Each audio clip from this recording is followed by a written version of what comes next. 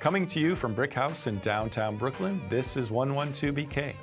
On the show today, public pot smoking, the mayor's latest announcement on weed, how police reform is being felt, if at all, in outer Brooklyn, and MLK Jr.'s time in New York City, immortalized in an exhibit. Hi, welcome to the show. I'm Ross Tuttle, filling in for Ashley Ford. A quick note about the Brooklyn Half Marathon that took place this last Saturday. It had more than 25,000 people finishing it in the rain. I'm not going to tell you who won, but who placed 32nd among more than 12,000 women, our own Sasha Whittle. And here's the video she shared about that experience. So for those of you listening who can't see what we're watching, it amounts to a promotional spot for a Royal Flush porta potties, hundreds of them reaching to the horizon, or at least way, way down Eastern Parkway. Impressive image, and all I gotta say, Sasha, besides congratulations, is that it kind of tells us where your head was at. I hope you found relief. So now this, the mayor announced today he'll tell the NYPD to stop arresting people for smoking marijuana in public. It's a positive step, but don't start smoking in the streets yet. Okay, I know you're already doing it, at least in my neighborhood on my street. It won't go into effect until the end of the summer. To talk about this and another important weed-related announcement, we have on the phone Chris Alexander, Policy Coordinator for Marijuana in New York City with the Drug Policy Alliance. Chris, thanks for joining us. Thanks for having me. So Chris, tell me, what were your thoughts when you first heard the mayor's announcement about arrests for public smoking? Well, I mean, I think, we've been working on this issue for a very long time with the Drug Policy Alliance and the advocates across the state and the city. And so we were really happy about this movement and getting the mayor to decide that he felt that there needed to be a better way to enforce this law. And I think that what it really represented was the fact that that point that he elevated in his comments was the inevitability of it all. We've been working to end marijuana prohibition in this state and in other places across the world and the country for quite some time. And so we're great to see the progress that's happening. Mm-hmm. We do want to also make sure that we do highlight this is an incremental step and there's much work to be done. Right. But it's a good feeling.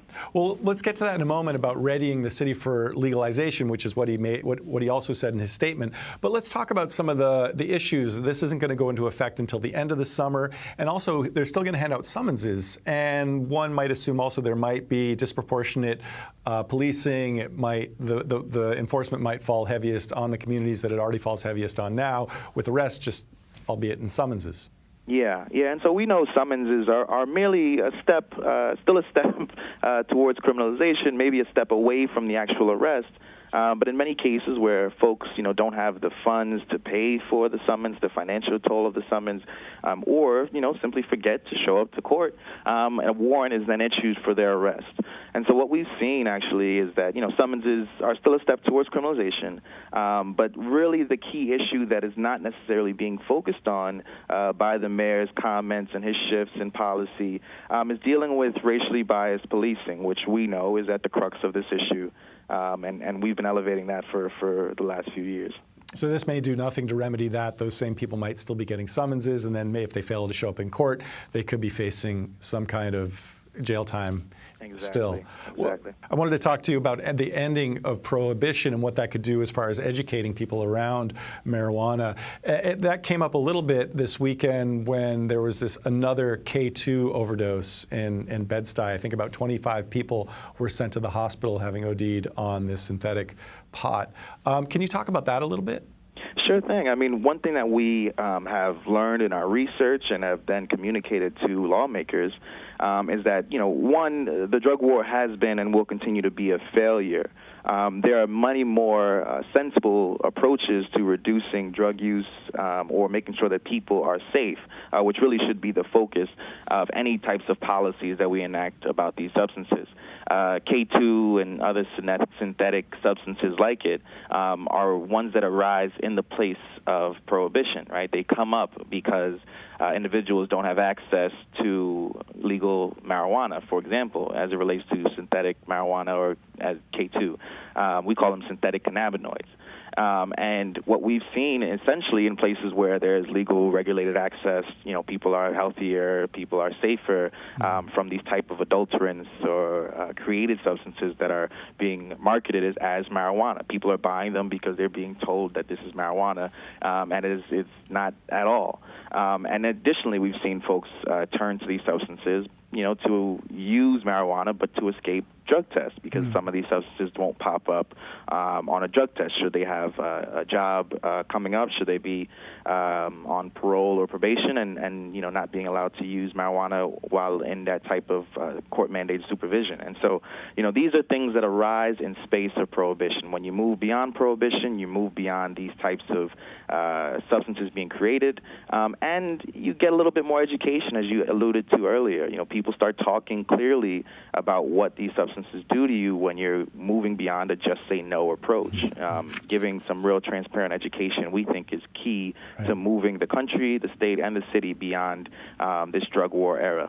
Sorry we're out of time, Chris, but thank you so much for coming on today. I assume that you guys will be getting a call from the mayor as he tries to ready the city for marijuana legalization. Absolutely. Thanks for having me. Also, Chris's colleague, Cassandra Frederic, will be one of the panelists on the Be Heard Town Hall coming up on Wednesday, Whose War on Drugs? So we're looking forward to that. Coming up, more on criminalization of certain communities in Brooklyn and what they're doing to counter over-policing.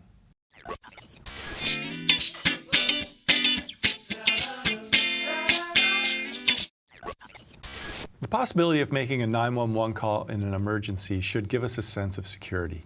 That when in trouble or crisis, we can dial that number and someone will rush to our aid. But in certain neighborhoods, those calls can actually introduce a harm greater than the one being called about. That was the case last month with Saheed Vassell in Crown Heights, an otherwise harmless man who was brandishing an object some thought looked like a gun. The police shot and killed him after answering a 911 call. Our next guest heads an organization aimed at dialing down over-policing in his Flatbush neighborhood. The organization is called Equality for Flatbush, and his name is Imani Henry. Imani, welcome to 112BK. Thank you. So as I mentioned in the intro, this issue with 911 calls, where a lot of people in the city, a lot of new people maybe to the borough, may not understand or appreciate the harm that might come when making a 911 call, bringing the police into a situation that might not require the police, that might be a situation that can be resolved in the community itself. Can you talk a little bit about that in your experience?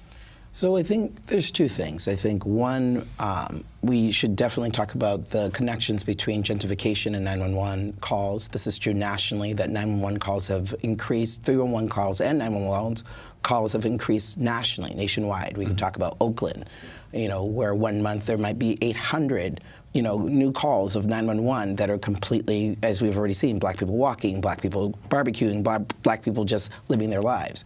I think the other piece, and particularly why we have started an initiative about alternatives to 911, is about just in general, the calling 911 for mental health emergencies. Medical emergencies have led to the death of black people, particularly black migrants. So we can talk about Mohammed Ba in Harlem. We could talk about Deborah Danner. We could talk about, in our neighborhood, particularly Devontae Presley, who was shot 3 times for calling 911 himself. In October of 2017, just after actually Deborah Danner. Then we talk about Dwayne June, who was murdered 9 months later by the same exact cop, Miguel Gonzalez of the 67th Precinct.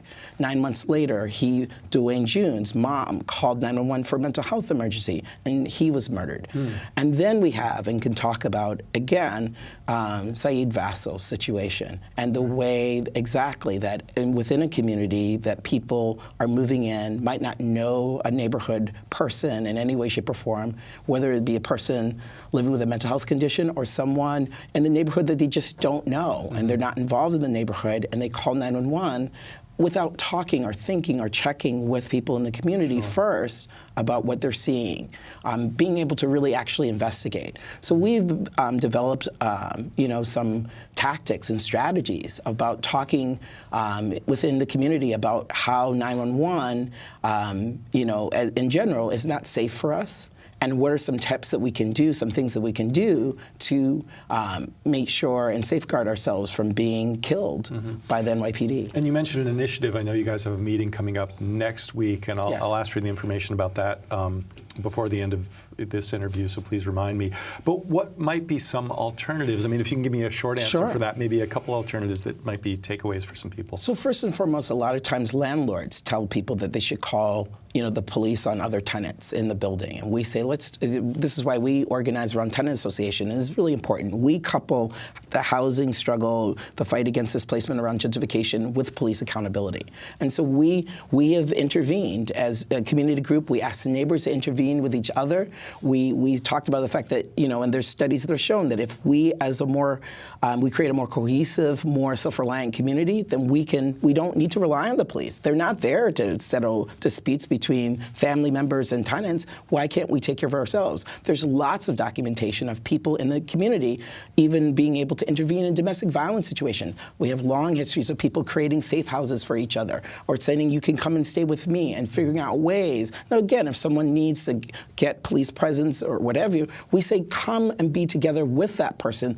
Again, if you need to videotape that situation with the police when the police are called, we ask people to think about saying, instead of saying that's a mental health emergency, it's a medical emergency, and you need an ambulance, because that's what those families needed. Right. They needed an ambulance and medical attention. They did not need 20 cops. Right. There's talk now of psychologists accompanying officers out on calls, and I think sometimes they talk about I know that a lot of police officers run into tricky situations when they're answering what are these calls, emotionally disturbed person, right, ADP, and that's when a lot of things can go wrong. And so I think what they've tried to start to initiate is having these psychologists go out on these, answering these calls with them. I don't know if you've experienced any of that, if that's working, or if we just need to get the police out of the picture entirely. So one, we think we need to get the police out of the picture entirely. This is not what they're trained to do. As a social worker, I can say that absolutely they're not trained to do that.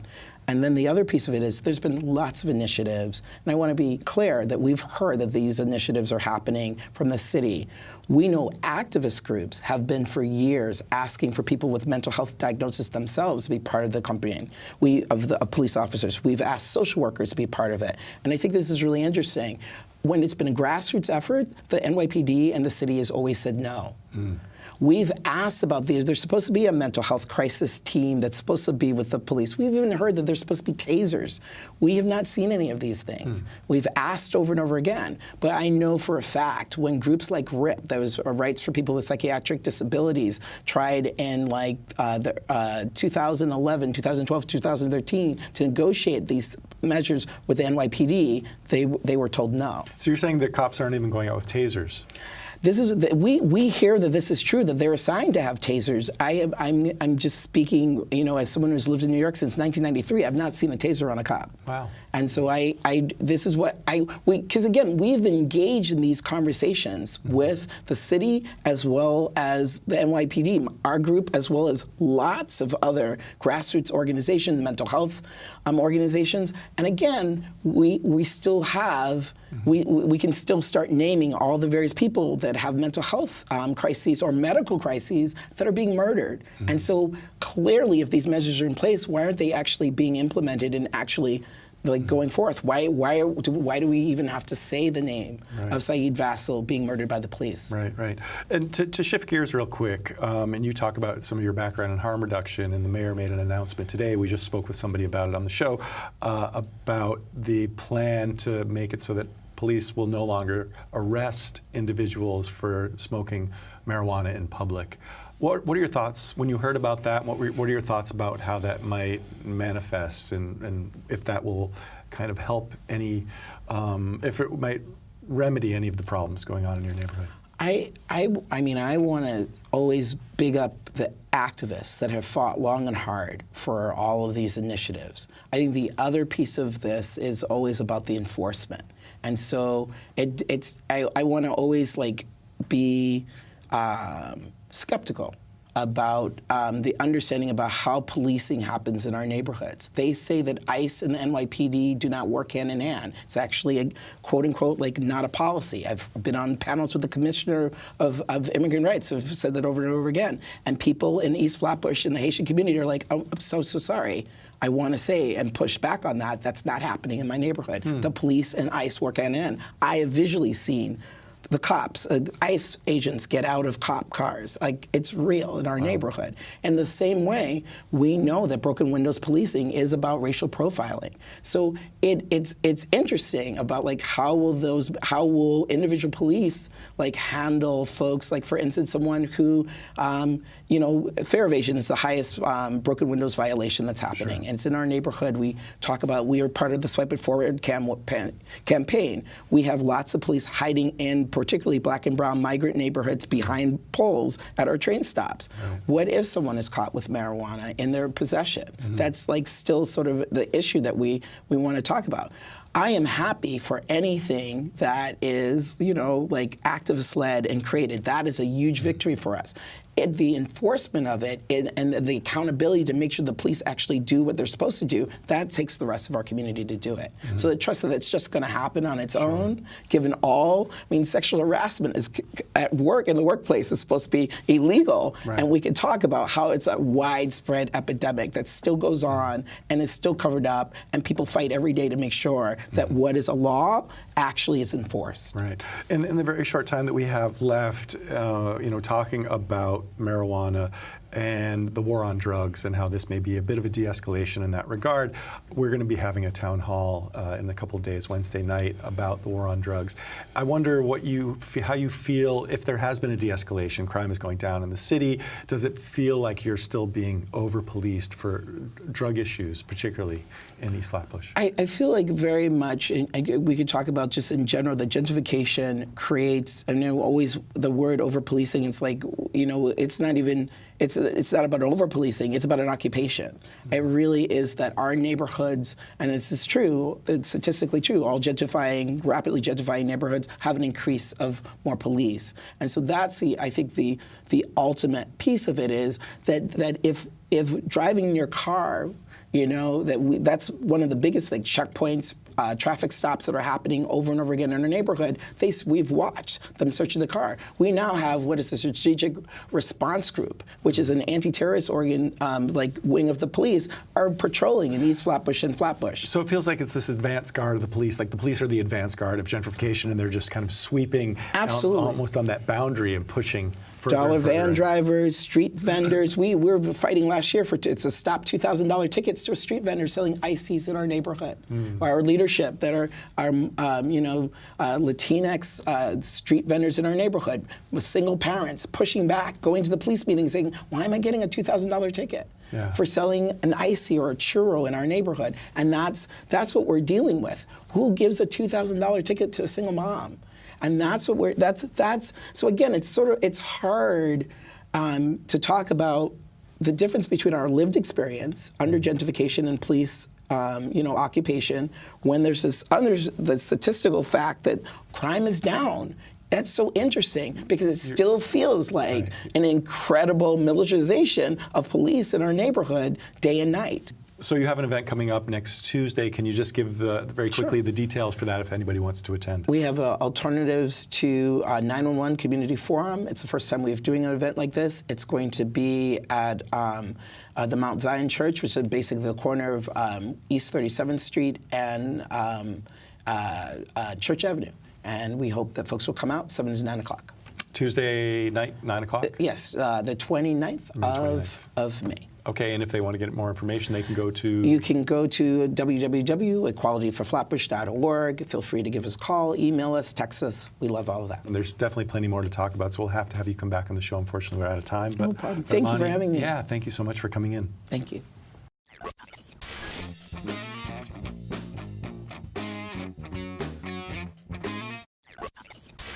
In 1950, a promising young student pastor practicing in Elmhurst, Queens, was given only a grade B for pulpit ability because of aloofness. 8 years later, that same man, who'd since graduated to full-fledged pastor and was being called many things, though not aloof, almost lost his life at a book signing in Harlem.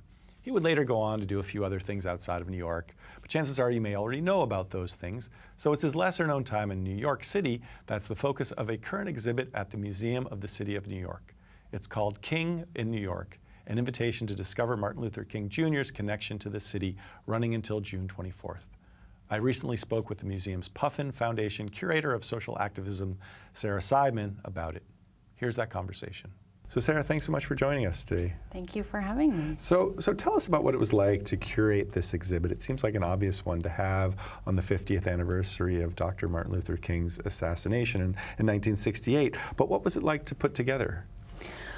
Well, absolutely, you're right. We wanted to commemorate the 50th anniversary of his death, and we had kind of a hunch that New York, as the museum of the city of New York, we're always placing the city at the center of the stories we tell, that he had been here a lot and that the city played a role, in his work and persona.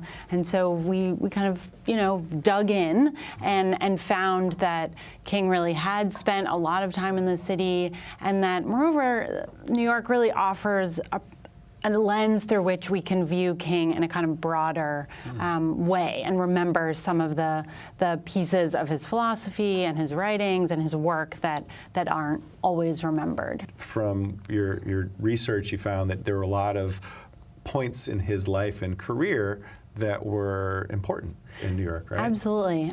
Yeah, we start with him giving a speech at St. John the Divine in 1956 in front of 12,000 people. But actually, he, as a student preacher, when he was still training, he spoke in Queens a few times in like 1950. So he definitely had a long history with the city, and in addition to sermons, gave countless political talks, used the media platform and the media of the city, but also New York as the kind of global stage and global city in the post-war era is another focus of the show.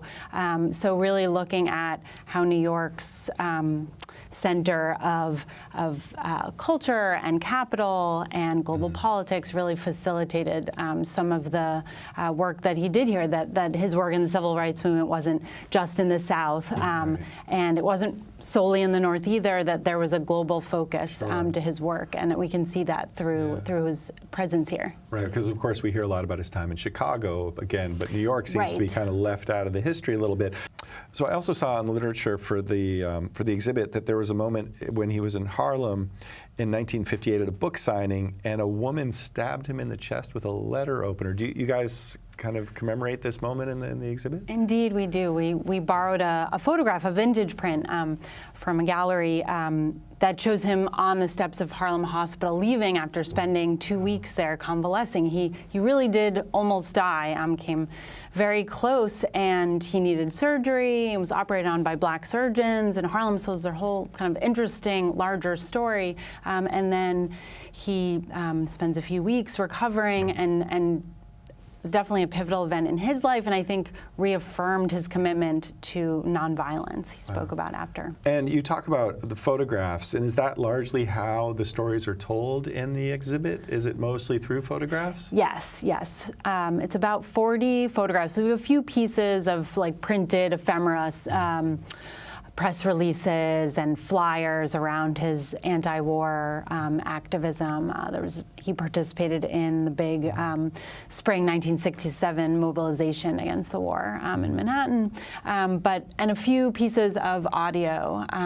But otherwise, yes, it's really a show that emphasizes the photographs. Right. I know one of the photographs that we highlighted was a close-up, somber image of him. Later in 1967, I think the weight of the world and of threats on his life and opposition to racial equality certainly continued to weigh on him increasingly. But I think we do see some of that weight in his bearing and in his words. But I mean, just collectively taking his speeches, be they to religious groups or to political organizations or against the Vietnam War. He gave a watershed speech at Riverside Church, 1967, exactly 1 year before he was killed, against the war. Taking those together presents a really interesting body of work, where again he's criticizing capitalism and militarism as well as racism, and I think New York. I don't think it's a coincidence that those come through really strongly in his New York work. And it sounds like he was here a lot in the late 60s. We interviewed a little while back, right around the anniversary, a parishioner at Plymouth Church in Brooklyn who was there at the time he gave the American Dream speech, which was a Wow. precursor to Right. the I Have a Dream speech, and it was incredible to hear her impression and perspective. I bet, on I that. bet. But also he spent some time at the United Nations as well, right? Or at rallies and marches and even speaking. Yes, yes. So we have a whole section of the show that really looks at his work on global politics in New York. So be that meeting with leaders at the UN, or even just photographs of him at the airport at JFK, then Idlewild. In front of like a Pan Am plane. Or Right, something, probably, exactly. right? So even like having meetings, going to and from. He had a big celebration in the city after he won the Nobel Peace Prize in 1964. He, kind of flew in and out of New York on the way to accept the prize, and Mayor Wagner staged a big celebration for him. Upon his return, gave him the Medallion of Honor. But then, right, he gives this speech against the Vietnam War in April 4th, 1967 at Riverside Church, and then he comes back 10 days later to participate in this big march that goes from Central Park to the UN, and then he speaks at the UN along with Stokely Carmichael, other speakers against the war. And it wasn't his first denunciation of the Vietnam War, but it was certainly his most comprehensive at Riverside Church. It's a masterful oratory, like so many of his works, and it's available online, so I encourage everyone to read it. But, really starts out as a pretty specific critique of the war and how it disproportionately affects African Americans and takes away from the war on poverty, but really broadens to this like large critique of war and violence and American values in the global arena. So in the minute that we have left, can you just tell me, what do you hope people will take away from the exhibit, and how can people experience it, and until when? Absolutely. So I think we want people to understand the breadth of his vision, and unfortunately, that racism, of course, is very much still with us, as is economic injustice and inequality in many forms. And so the words that he spoke and wrote still resonate very much with us today. So the show will be up through the third week in June, and we hope as many New Yorkers, Brooklynites, and people outside of the 5 boroughs can come visit. Great. Well, I hope so too. Well, thank you so much for joining us and sharing this with us. Thank you again.